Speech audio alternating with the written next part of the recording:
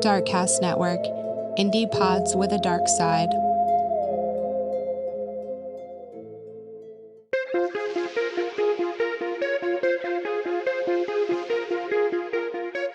Hey, little skeletons, I'm Gina. And I'm Amber. And this is Weird True Crime.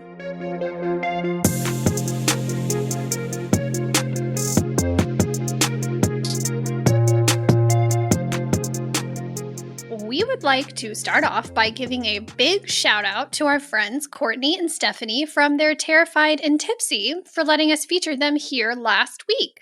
Stephanie took me under her wing when I started the podcast, so it's awesome to be able to highlight their show on our feed. We hope you loved them as much as we do.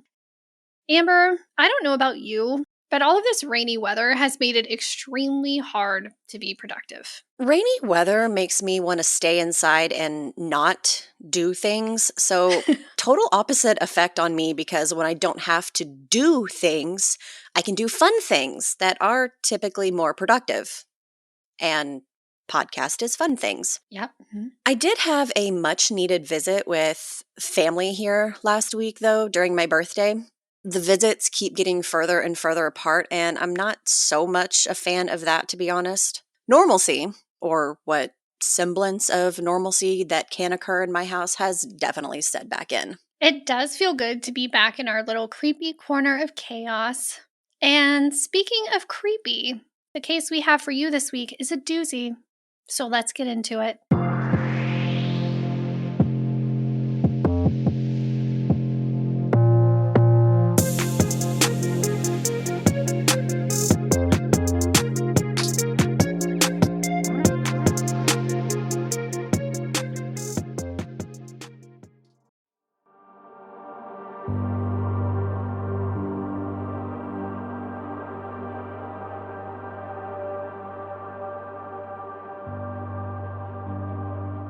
At one point or another in our lives, we all experience a nightmare while sleeping.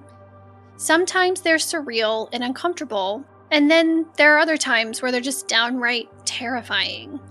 But what if you had a nightmare that you couldn't wake up from? Not because you were paralyzed with fear, but because you weren't even asleep.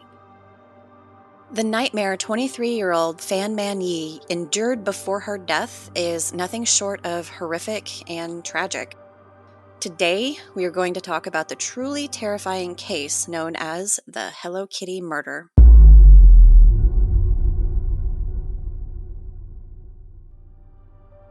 Man-yee did not have an easy childhood.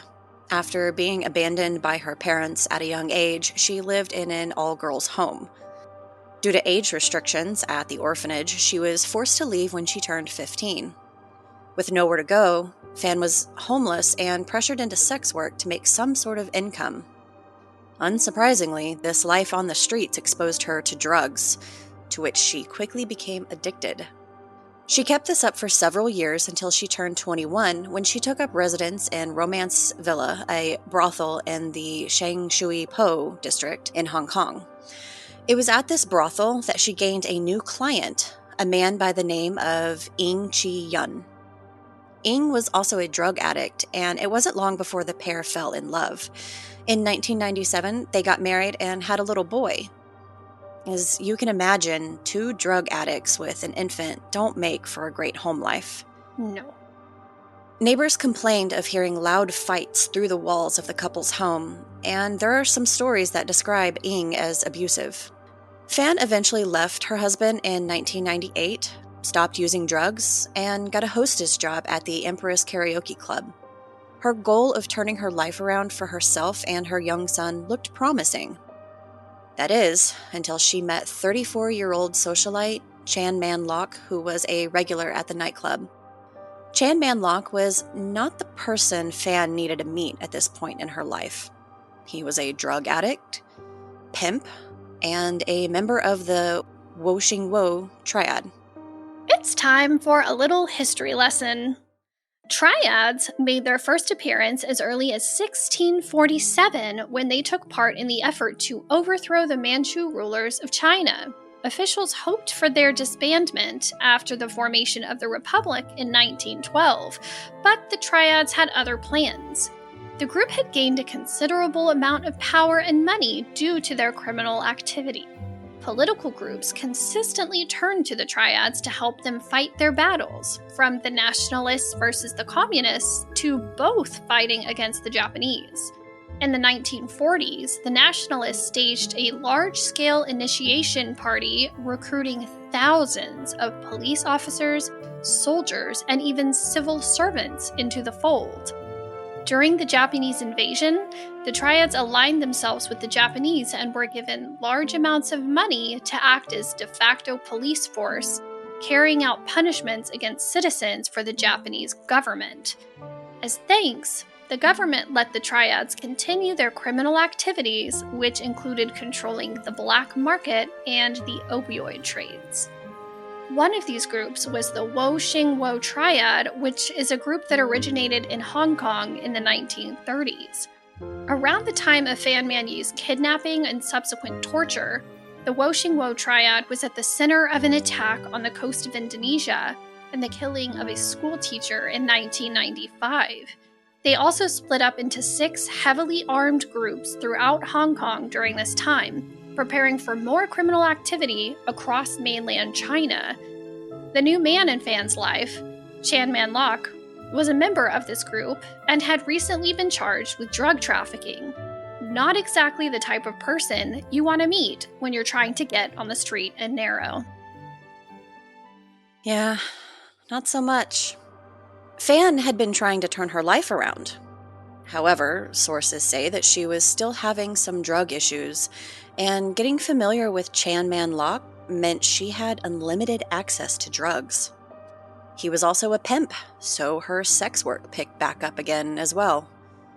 Unfortunately, as we know, drug addiction leads to some poor choices, and Fan decided to steal Chan Man-lok's wallet, which held roughly the equivalent to $500 in it. It didn't take long for Chan to realize she had stolen it, and he demanded that she repay the money she stole, plus interest for showing such disrespect.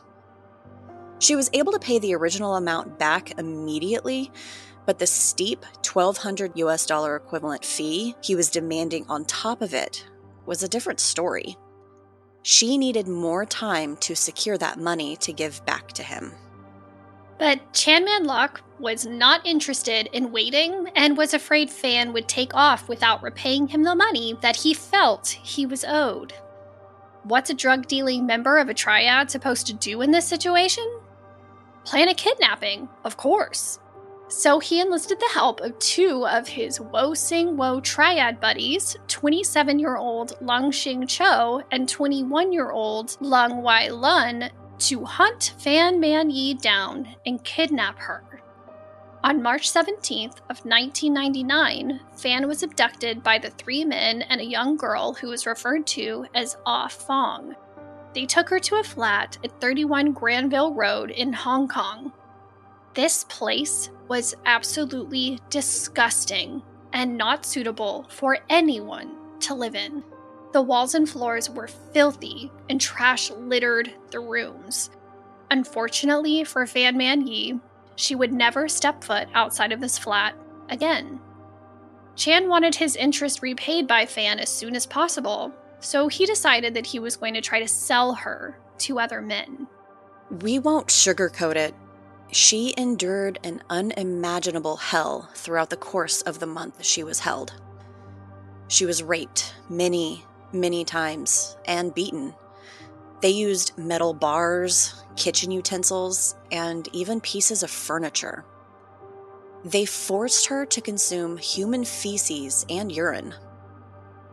At one point, Chan went so far as to string her up from the ceiling and used her as a punching bag.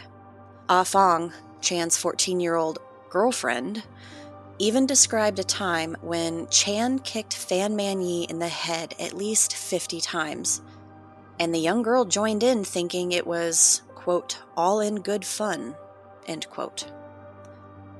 They would rub spices and chili oil in her wounds, and even burn her legs and feet with melted plastic to ensure she wasn't able to run away.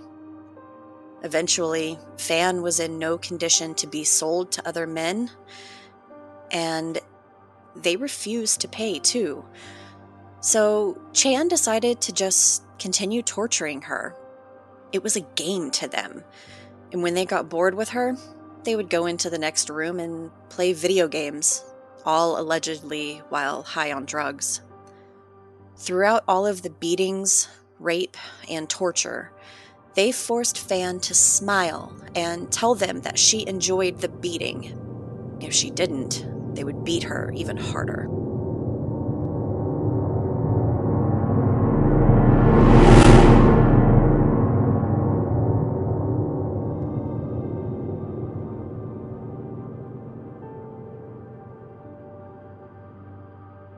The human body is surprisingly resilient, but there is a limit to what can be endured. Chan, the young girl, and his henchmen left the apartment to get dinner on April 15th, 1999. As they often did, they locked Fan Man-yee in the bathroom so she couldn't get out while they were gone. When they returned several hours later, Ah Fong entered the bathroom, where she found Fan Man-yee dead. For some reason, the group was shocked by her death.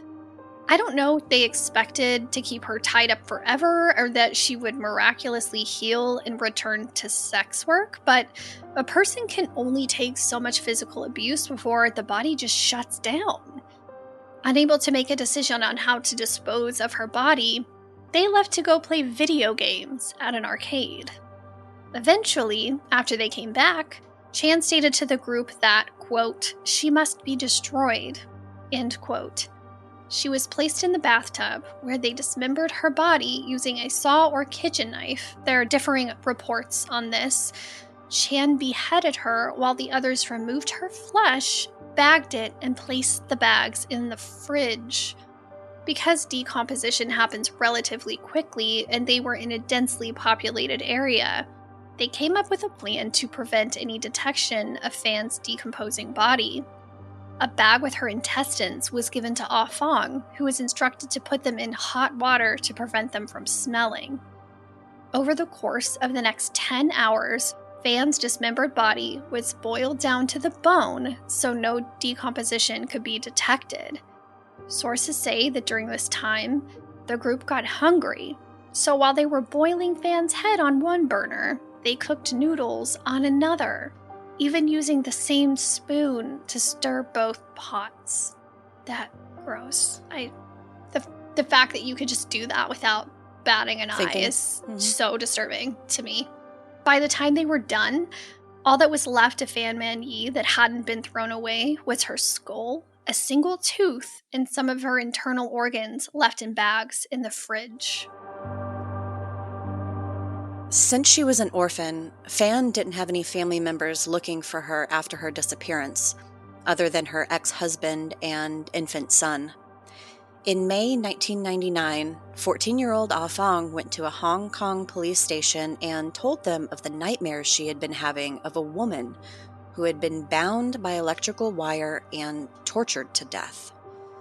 She claimed that the ghost of this woman was now haunting her, and the only way she could free herself from the ghost was to confess to the police what had happened. Who knows if she was really being haunted by the ghost of Fan Man-yee or if it was her guilty conscience catching up to her. Initially, investigators dismissed her story as a typical teenage delusional nightmare, but they decided to search the apartment where the girl said the crime had occurred anyway. During this search, they discovered a number of disturbing pieces of evidence to back up the teenager's story. The police found a large stuffed Hello Kitty mermaid doll in the apartment that appeared to have been opened and then sewn back up. When investigators reopened the doll, they discovered Fan Man-yee's skull inside. This discovery led to her death being known as the Hello Kitty murder. As mentioned earlier, the only parts of Fan's body to be discovered, other than her skull, were one tooth and the internal organs in the bags in the fridge. Ah Fong, whose real name is Lau Ming Fong, was offered a plea deal granting her immunity if she testified against Chan Man-lok and the other two men.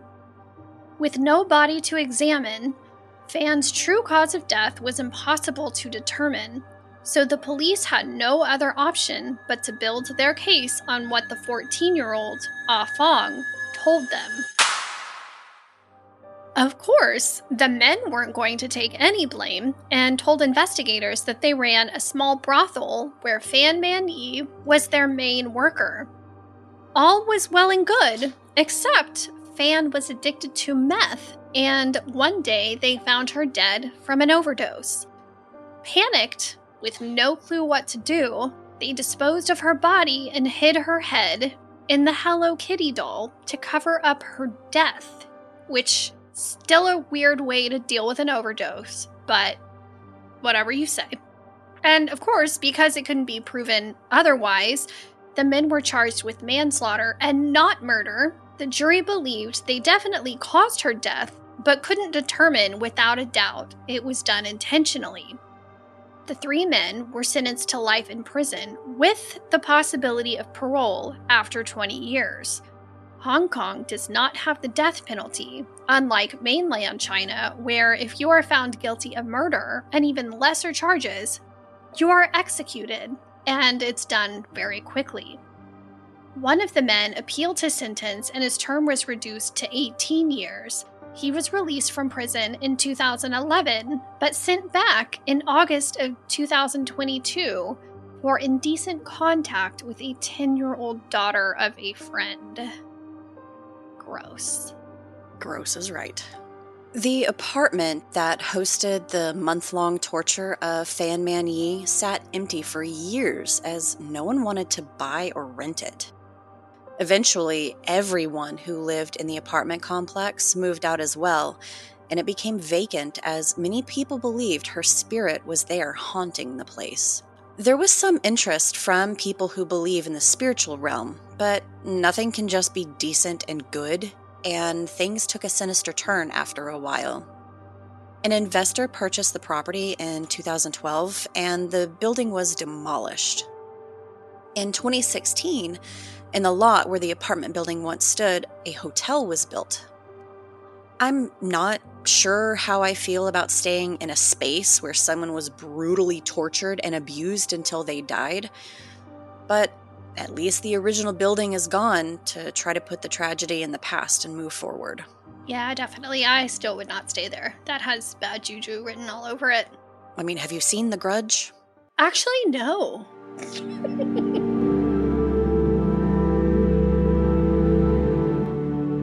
Fan Man-yee's child was only 2 years old at the time of his mother's death.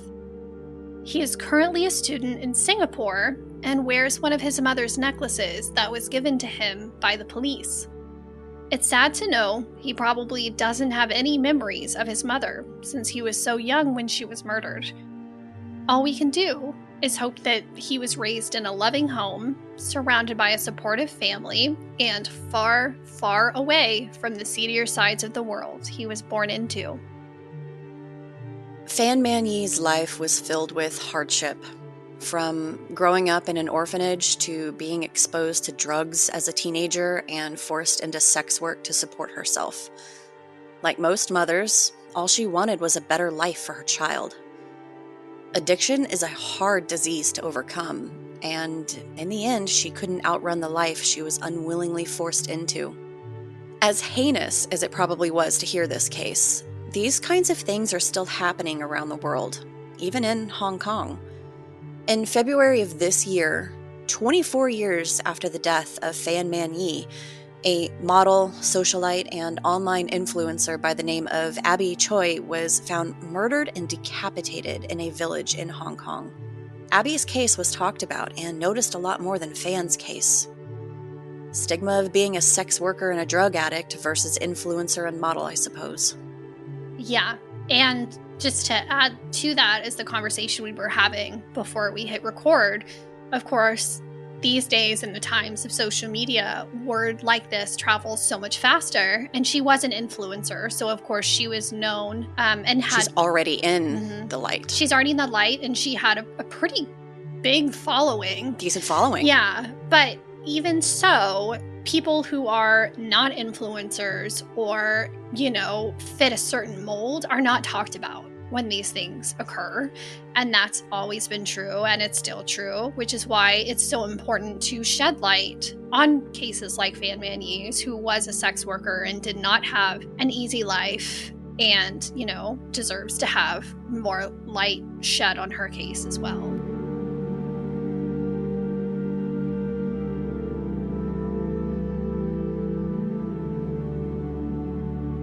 I'm pretty sure we're gluttons for punishment, choosing to cover these truly messed up cases. But hey, we're weird true crime for a reason. If you're loving the darker side of true crime that we talk about on the podcast, make sure to follow us on Instagram at Weird True Crime and join our Weird True Crime podcast Facebook group. That is a tongue twister. Oh my God. But we have to talk about it because the group is growing by the day, and we really do love chatting with y'all about cases and events in the news.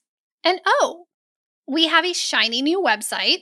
Our editor, Dustin, who literally does all the things, and we really would not exist without him at this point, created a beautiful new site for us. Find all of the episodes there, and we're working to add the scripts if you're like us and also like to read about cases. Check that out at weirdtruecrime.com. And of course, please leave us a rating and review on whatever podcast app you're listening to us on. It helps spread the word that we're worth listening to. If you can't leave a review on your app, email it to us at weirdtruecrime@gmail.com, along with your listener tales.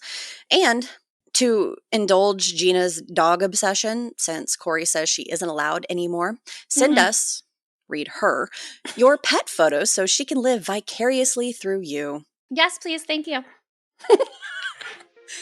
We'll see you next week for another episode of What the Fuck Wednesday.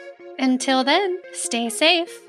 And make good choices. Bye. Bye. Bye-bye.